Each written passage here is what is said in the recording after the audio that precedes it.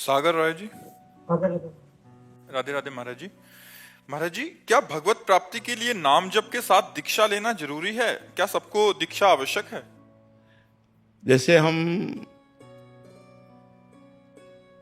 दीक्षा ले लेते हैं तो फिर गुरु के अनुशासन में हमारा जीवन हो जाता है। हमारा मन एक तरफ चला जाता है कि हमारे वो गुरुदेव हैं और हमारी ये उपासना है। नहीं तो मन की जो दशा है वो बड़ी विचित्र है। कभी ये धन प्रिय लगता है, कभी वैराग्य होता है, कभी स्त्री प्रिय लगती है, कभी वैराग्य प्रिय लगता है, कभी जंगल में रहने का मन होता है, कभी भोगों में रहने का मन ऐसे चलता रहता है, चलायमान है। तो मेरे मन पर अनुशासन कर सके वो गुरुदेव ने जो आज्ञा करी, गुरुदेव ने जो उपासना दी, मेरे गुरुदेव। तो जहां हम किसी को अपना गुरुदेव मानते हैं तो उनका चिंतन होता है, तो उनके दरस परस अघनास बास निज संग करो दिन, तीन मुख हरिजस सुनत श्रवण मानो न तृपित चिन्ह। एक ममता हो जाती मेरे गुरुदेव, तो उनका चिंतन होता है। तो चिंतन मात्र से पाप नष्ट होते हैं। संतों का चिंतन करने, दरस परस अघनास बास निज संग करो, सुमिरन नाम पवित्र अति। उनका सुमिरन करना, उनका नाम चिंतन आ जाना, उनका रूप चिंतन आ जाना गुरु जी का, इससे सारे पाप नष्ट हो जाते हैं। और ध्यान मूलम गुरु मूर्ति, पूजा मूलम गुरु पदम, मंत्र मूलम गुरु वाक्यम, मोक्ष मूलम गुरु कृपा। इसलिए जो नाम जप करते हो उसी को गुरुदेव के द्वारा जब मिलता है तो उसकी विशेष महिमा होती है। और गुरुदेव के द्वारा मिला ही हुआ है। जैसे आप राधा राधा रट रहे हो तो कहीं ना कहीं किसी संत के मुख से राधा नाम सुना तभी तो रट रहे हो, तो हो गई दीक्षा, मान लेना चाहिए। जैसे पूज्य श्री कबीरदास जी को हमने पढ़ा कि रामानंदाचार्य जी से दीक्षा लेनी थी और वो संभव नहीं हो रही थी, तो वो काशी के घाट में सीढ़ियों पे लेट गए। तो 4 बजे तड़के गंगा स्नान करने जाते थे, वो अपने चिंतन में थे, तो पैर पड़ा कबीरदास जी की छाती में। जी देखा, उनका बेटा राम राम। बोले गुरुदेव राम राम, बस उसे ही दीक्षा मान ली और बड़े सिद्ध महापुरुष हुए। तो अब जैसे कहा जाता है राधा राधा रटो, अब मान लिया राधा राधा, ये हमारे गुरुदेव और इनके मुख से निकला हुआ राधा नाम, हो गई दीक्षा। मानने की है, और एक कंठी बंधा लो, तिलक लगा लो और मनमानी आचरण करो तो कोई शिष्य हो गए क्या? वो तो नरक जाना पड़ेगा। पापाचरण करो तो नरक जाना पड़ेगा। बात समझ पा रहे हो? दीक्षा का मतलब होता है किसी संत से अपनापन हो जाना, किसी संत के अनुशासन से हमारा जीवन पवित्र मार्ग में चले, उसे ही दीक्षा कहते हैं। महाराज जी, कुछ लोग घबराते हैं कि फिर हम एक नियमावली में बंध जाएंगे, फिर एक मतलब क्योंकि मन का हाँ, अगर आप किसी संत की नियमावली में बन जाएंगे तो माया से मुक्त हो जाएंगे। अगर आप संत की नियमावली में नहीं बनेंगे तो माया अपनी नियमावली में बांध लेगी, और माया जिसको बांध लेती है उसकी दुर्गति करा देती है। तो इसलिए जरूरी है किसी संत के आदेश उपदेश के अनुसार हमारा जीवन हो, हम मनमानी आचरण न करें तो बहुत बढ़िया जीवन हो जाएगा। आप खुद देख लो, किसी संत से जुड़ के देख लो आपका जीवन कैसा हो जाता है, और जो जुड़ रहे हैं उनका जीवन कैसा हो रहा है। जब वो नहीं जुड़े थे तब उनका जीवन कैसा था। वो तो परिवर्तन होता है बच्चा। लोहा कभी सोना नहीं बन सकता, पर पारस के स्पर्श से सोना बन सकता है। तो पारस है संत जन और समाज है जैसे लोहा। तो संत जन जब उनको वाणी के द्वारा छूते हैं, दृष्टि के द्वारा देखते हैं, हृदय से संकल्प करते हैं, तो समाज का परिवर्तन शुरू हो जाता है। जहाँ राक्षसी वृत्ति थी वहाँ दैवी वृत्ति आ जाती है। जहाँ क्रूर हिंसा का भाव था वहाँ दया का भाव आ जाता है। बड़ा परिवर्तन समाज में होता है संतों के द्वारा। जो भगवान के कृपा पात्र जन होते हैं उनके द्वारा समाज का बड़ा सुधार होता है। तो संत हमारे गुरुदेव हैं, और जब हम उनसे ममता कर लेते हैं तो हमारा मंगल हो जाता है। हमें डर लगता है कि यार हमसे कोई गलती हो गई, उनके सामने जाएंगे, वो जान जाएंगे, वो डांटेंगे। नहीं भाई, हम गलती नहीं करेंगे, हम कोई पाप नहीं करेंगे, तो हमारा बचाव हो जाता है। और ऐसे जैसे मन में आया मन मानी तो भजन कर रहे हैं, कभी भोग भोग रहे हैं, कभी जो, क्योंकि मन ही है। अब मन के ऊपर शासन कौन करे? तो मन के ऊपर शासन करने वाले गुरुदेव हैं। इसलिए गुरु दीक्षा आवश्यक है, गुरु शरणागति आवश्यक है। भगवान ने स्वयं संदीपनी जी को गुरु बनाया। यदि गुरु बनाने की आवश्यकता ना होती तो भगवान को क्या आवश्यकता है गुरु बनाने की? जिनकी श्वासों से चारों वेदों का प्रादुर्भाव हुआ वो भगवान किसी संत के शिष्य बने? अरे संत तो उनके चरणों का भजन करके संत बनते हैं। तो संदीपनी जी के शिष्य बने ना भगवान श्री कृष्ण, विश्वामित्र वशिष्ठ जी का उपदेश स्वीकार किया ना भगवान श्री राम जी ने। तो ये विश्वामित्र जी के चरण चापे भगवान राम ने। तो विश्वामित्र जी क्या, उन्हीं के भजन से तो हैं, लेकिन भगवान ने संतों को गुरु माना। जी संजीव बलिया जी। महाराज जी, आपका सत्संग सुनने के बाद मुझे एहसास हुआ कि मैंने अपने जीवन में कितने ही पाप किए हैं। मुझे एक ऐसे अनुभव होना शुरू होगा जिससे ये समझ आएगा कि मेरे इस जन्म के पाप कटना शुरू हो गए हैं और यहाँ कट गए हैं मेरा जो मैंने नाम शुरू किया। हाँ, जब भजन बढ़ना शुरू होगा तब, जितना भजन बढ़ता जाए उतने समझो आप निष्पाप होते जा रहे हो। और पापवंत कर सहज स्वभाव, भजन मोर ते भाव न काओ। पापी पुरुष का लक्षण होता है उसे भजन अच्छा नहीं लगता। जितना अधिक भजन होने लगे उतने आप पवित्र होने लगे। 24 घंटे भजन होने लगे, आप पूर्ण पवित्र हो गए। जन्म जन्म के आपके पाप नष्ट हो गए, आप निष्पाप हो गए और इसी जन्म में भगवत प्राप्ति हो जाएगी यदि हर समय भजन हो रहा है। जितना भजन कटे उतना ही समझो कि आपका पाप बढ़ रहा है, और जितना भजन अधिक हो उतना ही समझो आपका पाप नष्ट हो रहा है। प्रदीप जी जयपुर से। राधे राधे महाराज जी। महाराज जी, कर्म क्या है? क्या सचमुच किसी व्यक्ति के कर्म का फल भगवान तय करते हैं? जी, कर्म का ही तो फल मिल रहा है जेल में। जेल में कर्मों का ही तो फल है। कुकर्म हो गए तो पूरी जेल भरी हुई है। कर्म वो होता है जो हमारे मन में स्फुरणा होती है, संकल्प बनता है, बुद्धि निश्चय करती है, फिर इंद्रियों से चेष्टाएं होती है, उसे कर्म कहते हैं। कर्म 2 प्रकार के होते हैं, एक शुभ कर्म और एक अशुभ कर्म, जिनको कहते हैं पाप कर्म, अशुभ कर्म, और पुण्य कर्म, शुभ कर्म। दोनों का फल अवश्य में वो भोक्तव्यम कृतम कर्म शुभाशुभम, अवश्य भोगना पड़ता है, उनका परिणाम भोगना ही पड़ता है। कोई कितना भी बड़ा ऋषि महर्षि हो उसको भी भोगना पड़ता है। इसलिए कर्म बहुत होश से करे, बेहोश होकर न करे, प्रमाद में न करे, नहीं तो उसका दंड मिलता ही है। अब देखो, कर्म है, किसी बहन बेटी को छेड़ दिया, अब डंडा चलेंगे, पुलिस ले जाएगी, मुकदमा चलेगा, उसको सजा मिलेगी। कर्म है, क्रोध आ गया, हम किसी की हिंसा कर दी, आजीवन कारावास। हिंसा 5 मिनट में हुई और उसका दंड पूरे जीवन भोगना पड़ेगा। या ज्यादा अपराध बन गया तो फांसी की सजा मिल जाएगी। तो कर्म ही तो है।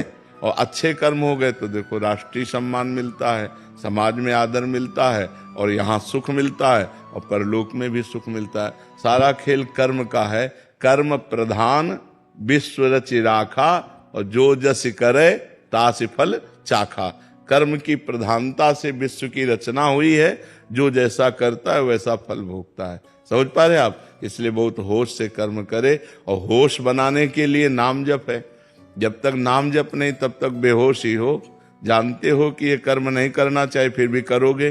अगर नाम जप है तो तुम्हारे अंदर जलन पैदा हो जाएगी, तुम्हारे अंदर बल आ जाएगा कि नहीं नहीं, हमें पाप कर्म नहीं करना है। सब कोई जानता है पाप कर्म किसे कहते हैं और पुण्य कर्म किसे कहते हैं। भगवान ने इतना ज्ञान सबको दिया है, और जब कोई कर्म करने चलता है तो भगवान अंदर से प्रेरणा करते हैं, ये गलत है, मत करो। लेकिन हम लोग इतने मलिन स्वभाव के हैं कि अंदर की बात को न मानकर और कर्म कर बैठते हैं, और बाद में सोचते हैं कि यार हृदय में तो आया था, पहले अंदर आया था कि यार ना करें, पर यार अब कर दिया तो फिर अब भोगना पड़ता है। इसलिए कर्म बहुत संभाल करके। वर्तमान में कभी किसी सत्कर्म का विपरीत फल मिले तो इसका क्या अर्थ समझ? नहीं, सत्कर्म का विपरीत फल मिलता ही नहीं है, वो आगे मिलेगा। हाँ, जैसे हमने आज सत्कर्म किया और आज हमको कष्ट मिल रहा है, तो ये हमारे सत्कर्म का नहीं मिल रहा, ये हमारे पूर्व पाप कर्म का मिल रहा है। आज जो सत्कर्म किया है आगे फसल, आगे हमें ये सुख देगा। लेकिन आज हम अच्छे से चल रहे हैं और दुख भोग रहे हैं, तो इसका मतलब है पूर्व के पाप हमें दंड दे रहे हैं, और अभी का जो अच्छा कर्म है वो हमारा भागवतिक बैंक में जमा हो रहा है, जो हमें आगे प्राप्त होगा। जैसे किसान की फसल तुरंत अन्न नहीं दे देती, कई महीने लगते हैं, ऐसे बड़ी सरकार है हमारी तो बहुत लेट नंबर आता है। जैसे अभी है तो मुकदमा कई वर्ष नहीं चलता, किसी केस का कहो मुकदमा सालों चलता रहे, कहो 10 साल चलता रहे। कभी कभी तो उतनी जितनी सजा भोगनी होती है उतना तो मुकदमा में वो जेल में बंद रहता है।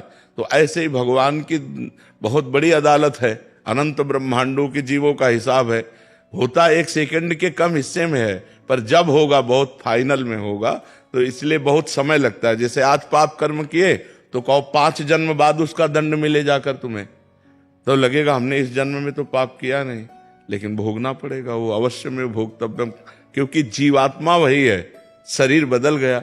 जैसे कोई क्रिमिनल हो और वो पैंट शर्ट पहनता हो, फिर धोती कुर्ता पहनने लगे, या वो सलवार कुर्ता दुपट्टा धारण करने लगे, तो पहचानने वाला तो पहचानता है ये वही क्रिमिनल है।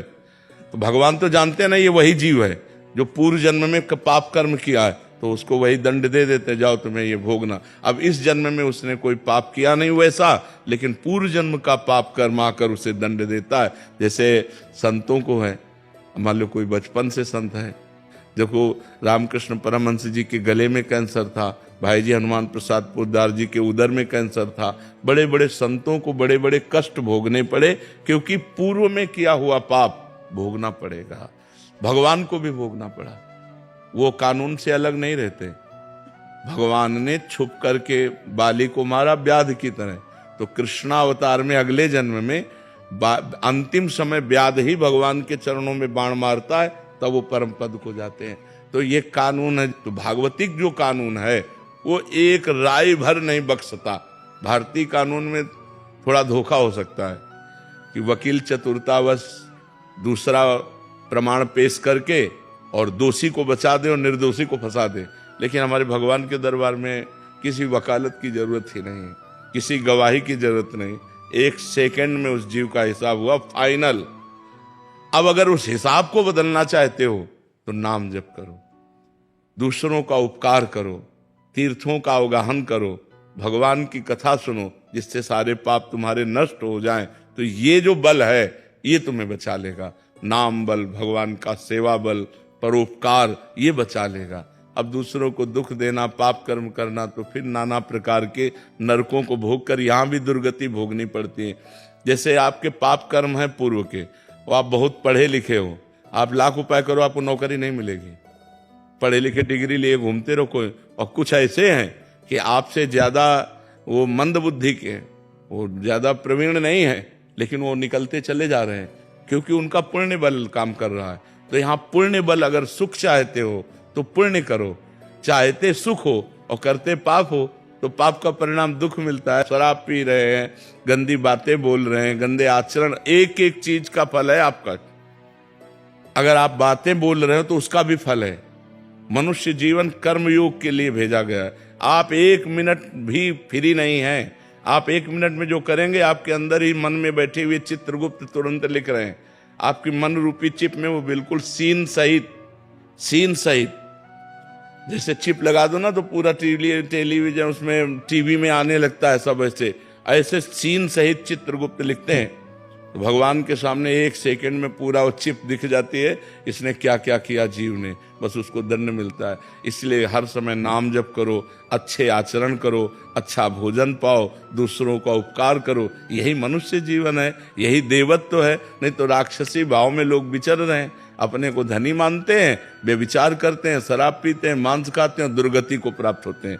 पूर्व जन्म के पुण्य से आज धन है, लेकिन ये बना थोड़ी रहेगा, ये नहीं बना रहे। जहां पुण्य खत्म हुआ था सब नष्ट हो जाता है, सब नष्ट हो जाता है। तो ये है, हमारे कर्मों का फल हमको भोगना पड़ेगा। तो इसलिए हम भगवान का नाम जप करें, परोपकार करें, जिससे हमारा मंगल हो जाए। परीक्षित जी, श्री हरिवंश महाराज जी, आज जब भी कोई मुसीबत आती है, डर लगता है, तो आपका ख्याल आता है, उससे लगता है कि उस डर को मैं भगा दूंगा और भाग भी जाता है। आपके समक्ष आकर पुनः आपको देखकर खुद को ताकतवर बना लेता हूँ महाराज जी, सभी डरों को पराजित कर लेता हूँ। लेकिन ये डर लगता है कि यदि कल आप नहीं रहे, किसी से शक्ति लूंगा मैं, संभालेगा। अब ये समस्या तो बड़ी भारी है ही, ये समस्या तो बड़ी भारी है ही, क्योंकि ये मृत मरण धर्मा शरीर है और रोग ग्रसित है। तो अब इतने भारी रोग से ग्रसित है ना कि इसको कहा नहीं जा सकता कि ये कल चलेगा। हो सकता है 10-20 साल चल जाए, हो सकता है 10 मिनट न चले। ऐसी बिगड़ी गाड़ी है, दोनों किडनी फेल है, डायलिसिस हो रहा है। तो अब ये तो है ही कि जब तक सानिध्य है तब तक। अब वैसे भी देखो, मोबाइल से देखना और फेस टू फेस देखना अंतर पड़ता है नहीं। तो अब प्रगट में जब हम किसी संत के सामने होते हैं तो हमको परमाणु भी मिलते हैं। मोबाइल से हम उपदेश ग्रहण कर सकते हैं, हमारा कल्याण का मार्ग प्रशस्त हो सकता है, लेकिन हमें परमाणु नहीं मिल सकते।